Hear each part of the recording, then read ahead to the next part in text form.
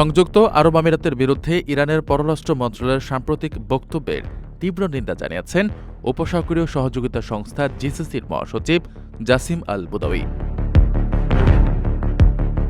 এক বিবৃতিতে তিনি ইরানের অভিযোগগুলোকে মিথ্যা, অগ্রহণযোগ্য ও বিভ্রান্তিকর বলে অভিহিত করেন। মহাসচিব আল বুদাউই বলেন, ইরানের এ ধরনের বক্তব্য অঞ্চলের নিরাপত্তা ও স্থিতিশীলতা নষ্ট করার একটি উদ্দেশ্যপ্রণীত চেষ্টা। তিনি অভিযোগ করেন, ইরান আন্তর্জাতিক আইন লঙ্ঘন করে তথ্য বিকৃতির মাধ্যমে উত্তেজনা সৃষ্টি করছে, যা এ অঞ্চলের দেশগুলোর জন্য একটি বড় হুমকি। বিবৃতিতে জিসিসির মহাসচিব স্পষ্ট করেন যে জিসিসিভুক্ত দেশগুলোর সংযুক্ত আরব আমিরাতের সার্বভৌমত্ব ও নিরাপত্তার প্রশ্নে ঐক্যবদ্ধ। তিনি জোর দিয়ে বলেন, আমিরাতের নিরাপত্তার সমগ্র জিসিসি অঞ্চলের নিরাপত্তার সঙ্গে অঙ্গাঙ্গিভাবে জড়িত।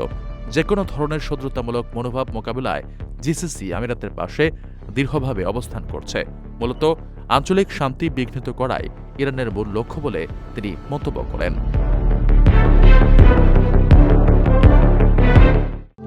প্রবাসীদের জন্য নির্মাণ হচ্ছে দেশের প্রথম স্মার্ট সিটি, যেখানে থাকছে স্কুল, মসজিদ, হাসপাতাল, সুইমিং পুল, হেলিপ্যাড, পাঠাগার, জিম, সুপারমার্কেট, শিশু পার্ক সহ সকল নাগরিক সুবিধা। মাত্র ৩০ লাখ টাকা বিনিয়োগে মিলছে আকর্ষণীয় ফ্ল্যাট। প্লাটিনাম ইনভেস্টরদের জন্য ঢাকা বিমানবন্দরে ভিআইপি প্রোটোকল সুবিধা। বিস্তারিত জানতে যোগাযোগ করুন স্ক্রিনে দেয়া হোয়াটসঅ্যাপ অথবা ইমো নাম্বারে।